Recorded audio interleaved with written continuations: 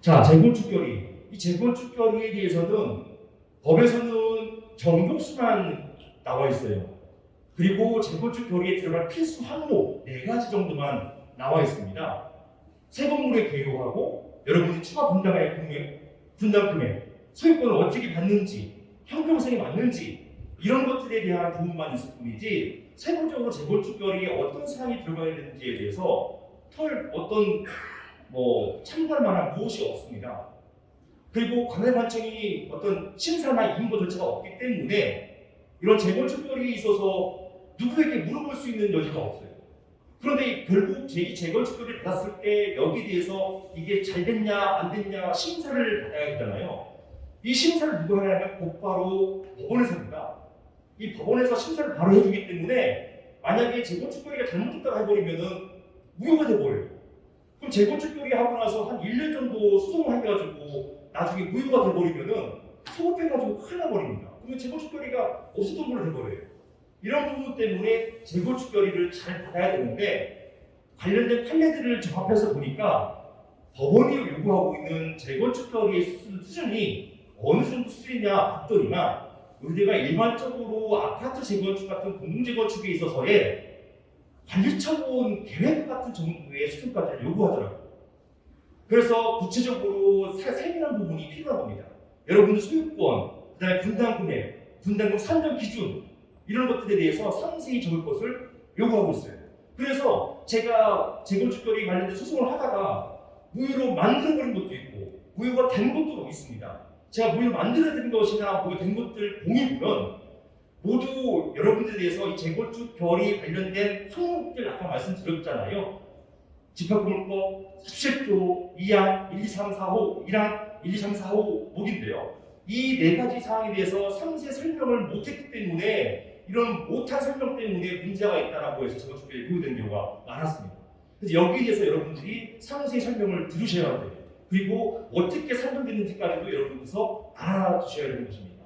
이거는 사실은 추진하는 우리 재건축위원회 또는 재건축조합 그리고 시행사의 몫이 되겠습니다. 이런 부분들은 철저히 따르셔야 되는 것이에요.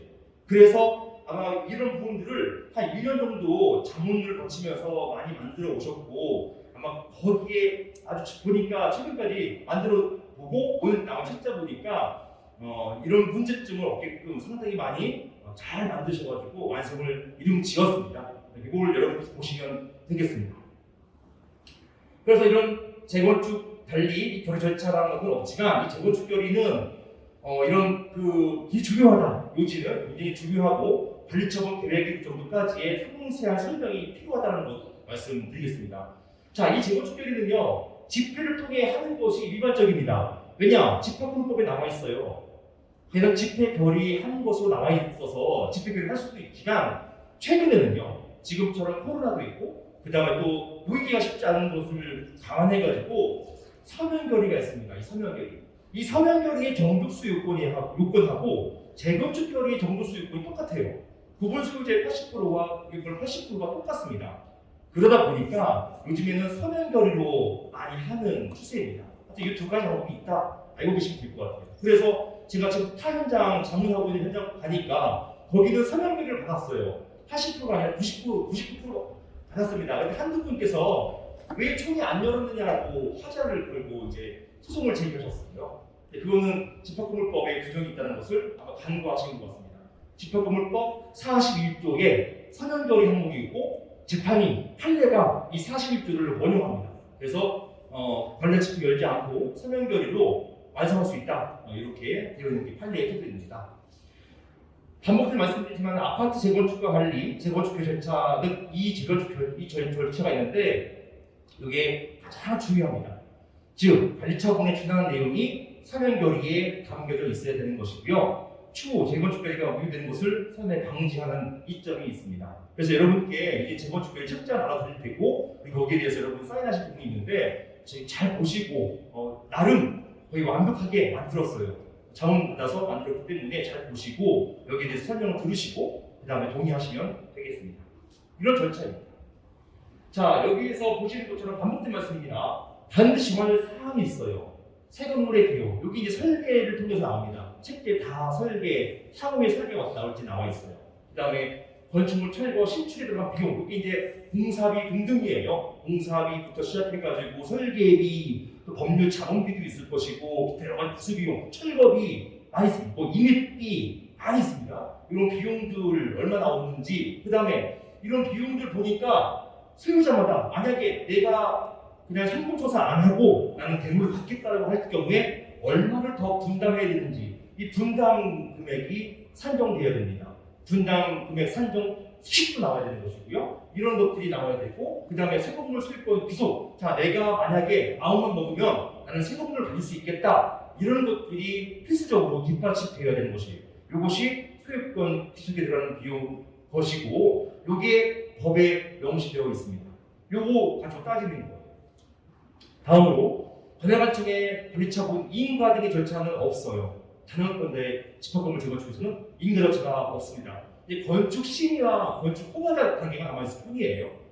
그 다음에 상권 정한 후에 여기에 대한 평가는 관할관청이 아니라 법원이 내립니다. 제가 조금 전에 말씀드렸던 여러 가지 이제 아파트 재건축 자문하면서 특히 이제 천안에 있는 그 재건축 현장이 가장 많이 이제 기억에 남는, 그리고 가장 더 오래 했으니까요. 그리고 하상 청사까지 끝냈으니까 애착이 있는 곳인데, 초기에 이런 관리처분 1인가 받기 위해서 저는 그 천안시청을 한 좋게 하나의 2인가 받기 위해서 30분 이상을 갔다 왔다 했던 것 같아요. 들려가라 했던 것입니다.